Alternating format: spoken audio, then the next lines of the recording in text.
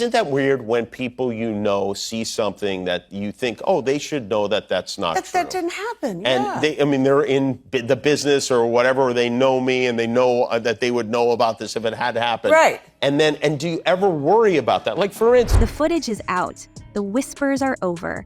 Katt Williams, the most unpredictable voice in comedy and, let's be honest, Hollywood's unofficial gossip grenadier, just pulled off the information equivalent of a nuclear strike.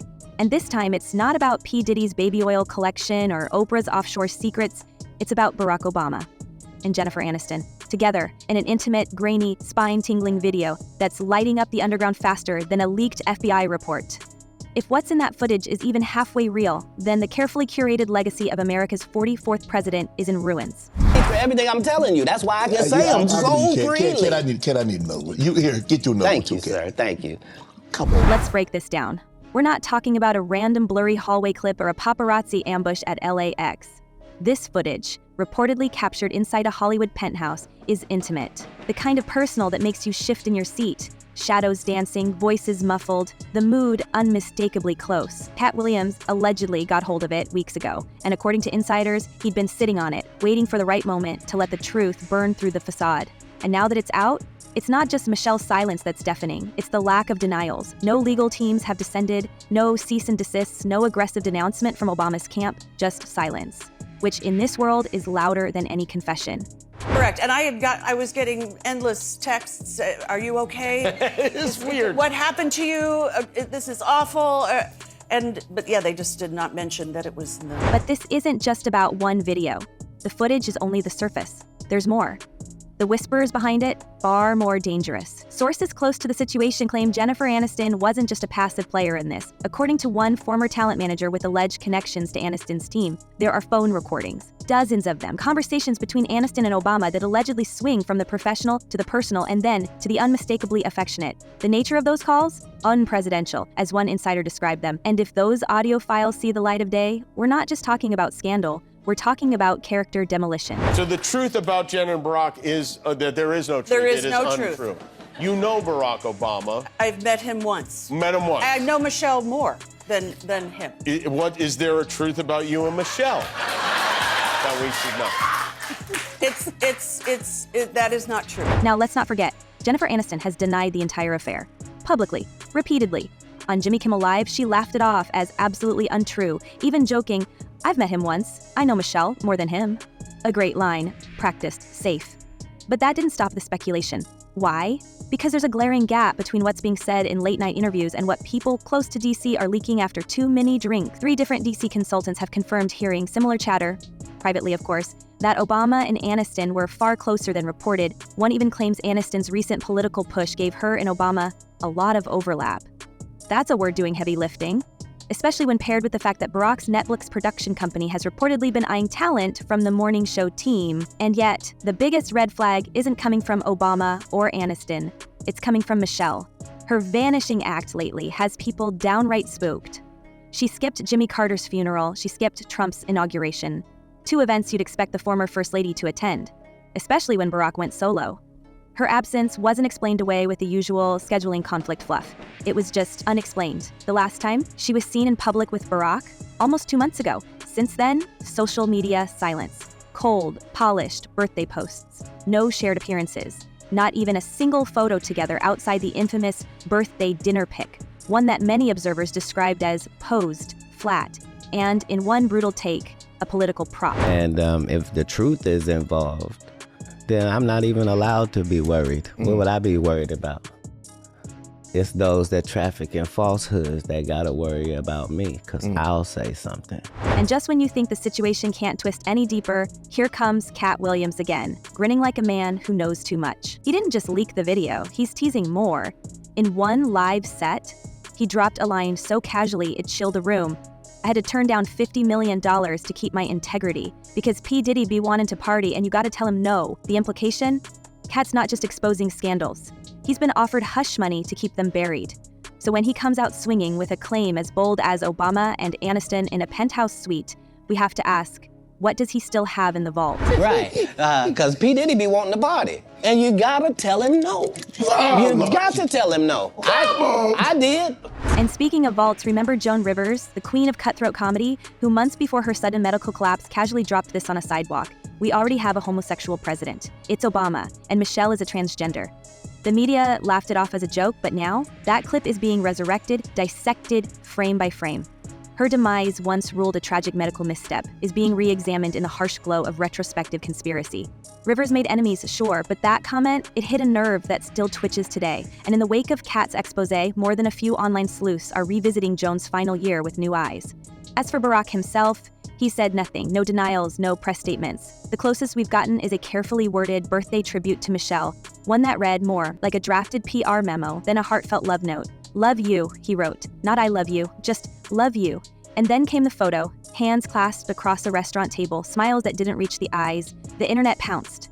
Meghan McCain, not exactly known for subtlety, flat out said she'd end her husband if he posted a photo of her in such bad lighting. But beyond the lighting critiques was a deeper worry that Barack was trying to prove something and failing. Not to add insult to injury, but there's a Daily Mail report out today saying Kamala Harris's marriage may be on the rocks. Like everybody's on the rocks. Again, I will say I love the Daily Mail, but the sourcing appeared weak. It was like people who know the couple, but like I don't know if it's any better than that. But they're saying she's blaming him in part for her loss because he turned out to be such a hot mess liability. You buy it? The divorce rumors, they're getting harder to ignore. Tara Palmieri, a plugged-in political reporter, admitted she'd heard for a long time that the Obamas live separate lives. Add that to Michelle's very vocal distaste for politics. She once admitted she cried for 30 minutes after Trump's inauguration, and you start seeing the cracks. She's been pulling away from politics, from DC, and possibly from the marriage itself. One longtime Obama staffer, off the record, put it bluntly: Barack wanted Michelle to run for office. She refused. That changed things. And here's the curveball nobody expected. There are rumors, repeated by far-right personalities and quietly echoed by industry insiders, that Aniston and Obama didn't meet by accident, that their interactions weren't just social or political, but orchestrated, a setup. Some even point to overlapping Netflix deals, shared advisors, and hush-hush meetings in LA as breadcrumbs that, when traced backward, spell out a web of elite alliances, favors, and cover-ups. One retired campaign aide went as far as to suggest the entire friendship was brokered by mutual handlers until it got out of control. So here's the thing, and this is one other theory of the case. Maybe Jennifer Aniston is the Biden's answer to George Clooney here, right? I mean, maybe this, because I'll be honest, I have heard this sort of thing rumbling around in DC, and there's some connections there with the people, what you would call reputable people because they served in an administration. Meanwhile, Jennifer's camp is doing triage. After years of refusing to comment on tabloid fluff, she reportedly insisted on shutting this one down directly. Why? Because she knows what scandal like this can do. She's been through it before. Brad, Angelina, divorce, media carnage, and this time the stakes are higher. She's not just protecting her own name, she's now part of a political hurricane, and somewhere deep in the this is Michelle, silent, watching, maybe seething, maybe relieved. And still, Katt Williams smiles. He says he's got receipts. He says more is coming. Oh, but if it is true, it truly would be a political earthquake in Democrat circles. Never mind America. I don't remember a presidential divorce in modern history. This isn't the first time the Obama family has stood in the shadow of wild accusations, but what's resurfacing now hits different. Long before this latest scandal with Jennifer Aniston and Katt Williams' so-called bombshell, we'd already heard whispers. Unhinged at the time, now unsettlingly prophetic. Remember when Joan Rivers, sharp-tongued and fearless, was cornered on the street and asked if America would ever see a homosexual president? She didn't even blink. "We already have it with Obama," she said, walking off like she just dropped off dry cleaning. Then she spun back around, tossed her signature zinger over her shoulder. "You know Michelle is a transgender. We all know." That clip went viral in 2014. People laughed, called it a joke, classic Joan. But just weeks later, she entered a Manhattan clinic for a routine throat procedure and never woke up. Have you heard the rumor that Barack Obama and Jennifer Aniston had an affair that ended his marriage? People that I respect, some that I even love, who may or may not watch this show. Now, a decade later, some aren't laughing anymore. The timing of her passing, the public nature of her remarks, and the fact that she had absolutely nothing to gain, suddenly those same statements are being viewed not as humor, but as veiled warnings. The clinic where she underwent the procedure was found liable in multiple medical oversights. and the whole situation was quietly settled for a financial sum. Convenient.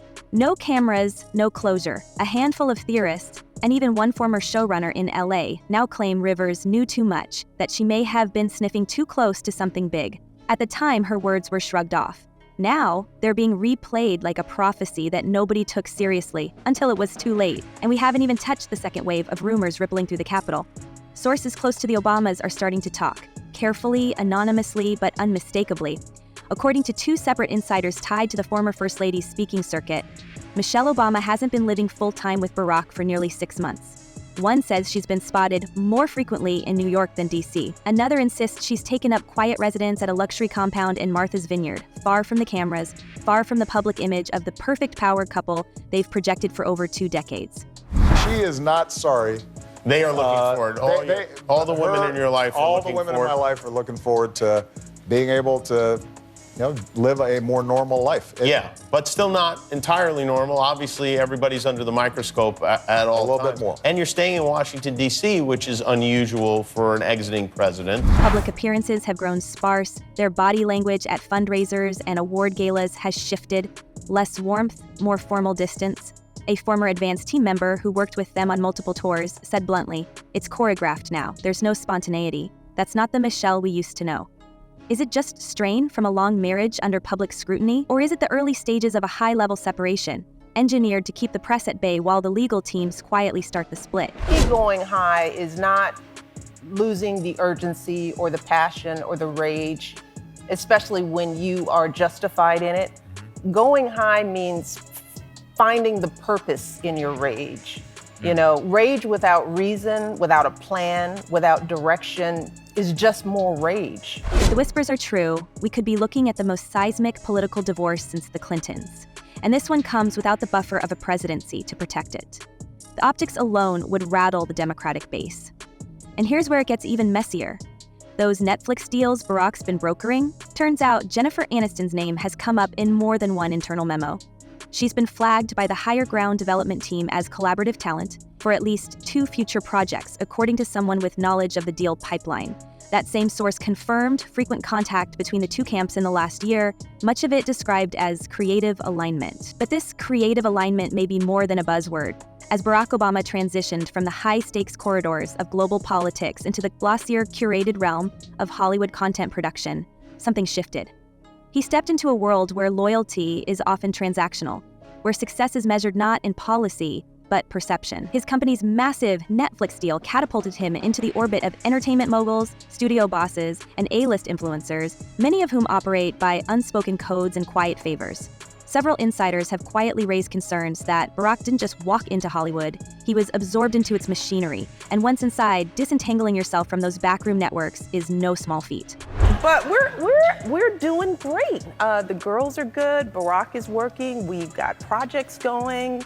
So we're staying busy and traveling. We've had some fun. Are you still working on a lot? Yeah, I'm not going to challenge you to anything. Yeah, no. I'm not dressed for a challenge. I'm not either. Some suggest the very people he collaborated with may now be positioning themselves for damage control, or worse, manipulation.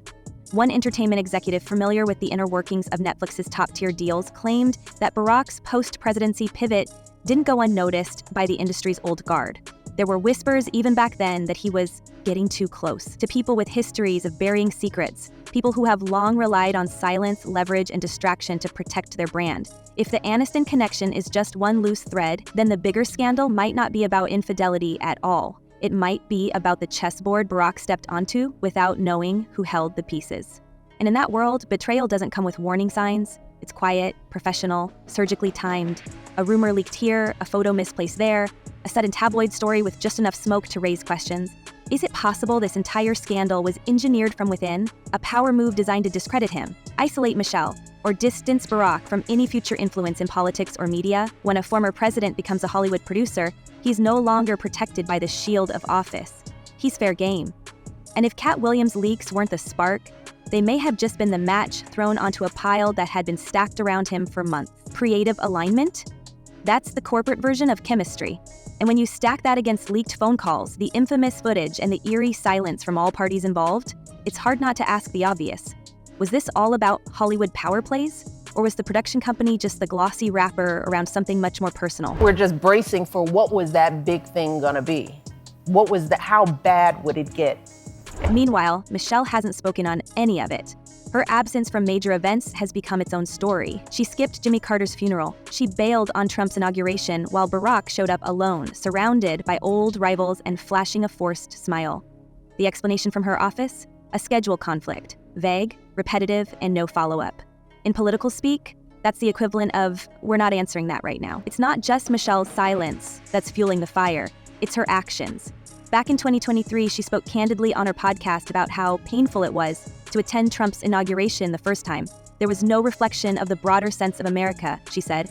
I cried for 30 minutes straight. That emotional distance from politics, and increasingly from Barack, feels like more than burnout. It feels like someone pulling away. The rocks. The question now isn't if, but when. If I had to guess, they will wait until after the inauguration to announce it. Timing, is everything. And yet the story doesn't end there. For months, I've heard Jennifer Aniston's name tied to Barack. At first, it seemed ridiculous, but the rumors have remained steady among New York. Behind the scenes, it's starting to unravel. We're hearing from a former staffer that Barack and Michelle haven't shared the same primary residence since spring. The inner circle has gone radio silent. Barack's closest aides are dodging press. Jennifer's camp, once quick to swat down gossip, has shifted tone.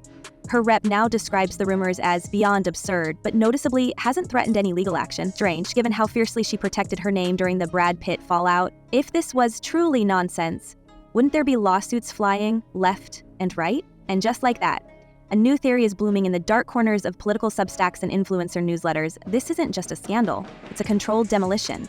Some claim Barack is attempting to soft exit his marriage ahead of a major business or political pivot. Others go deeper, suggesting that Michelle has long resisted being the public figure Barack wanted her to be post-White House. And this distance has been simmering since 2020. One former consultant described it like this: he wanted her to be the next big thing. She wanted out. The Aniston rumors gave them both an excuse. I've not been funded. They pay you to not talk about things they don't want you to talk about. They tell you that themselves. Then there's the wild card, Katt Williams. What else is in his vault? Because what he said so far is just the appetizer. He claims to have receipts that haven't been made public yet. Given his history, refusing to attend parties hosted by industry titans, warning about big-name deviants, catching heat in 2024, people are finally taking him seriously. He said Diddy was going down. Then came the raids, the baby oil stories, the indictment. He's not just calling shots anymore. He's exposing what insiders have buried for decades. And if he's got more footage, more audio, more receipts on Barack, this could go places no one's ready for. So how deep does this rabbit hole go? Is this the unraveling of a carefully crafted legacy? Is Barack Obama about to become the center of a scandal no former president has ever faced? Or is this a brutal smear campaign orchestrated by unseen hands, targeting the last golden couple of American politics? And what exactly does Katt Williams still have in his back pocket? You tell us. What do you believe? Drop your thoughts in the comments, and don't forget, this story is only just getting started. Stay curious, stay bold, and we'll see you on the next descent into the truth.